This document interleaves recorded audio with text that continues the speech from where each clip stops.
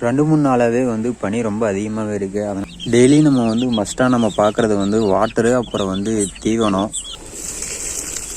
தொட்டி எப்போவுமே வந்து டெய்லி நம்மளால் க்ளீன் பண்ண முடியலனாலும் அட்லீஸ்ட் வாரத்துக்கு ஒரு 2 தடவைனாவது க்ளீன் பண்ணணும்.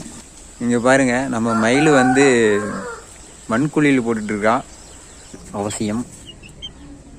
கைப்பிள்ளைங்க எல்லாருமே வந்து தயாராக இருக்காங்க. பசங்களுக்கு நம்ம எப்பவுமே ரொட்டீனாக வைக்கிறது வந்து கம்பு, கோழி தீவனம்,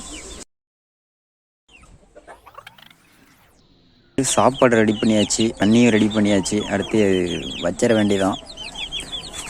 இருங்கடா வந்துடுறேன். நம்ம சேனலுக்கு புதுசாக வந்தீங்கன்னா மறக்காமல் சப்ஸ்கிரைப் பண்ணிக்கோங்க.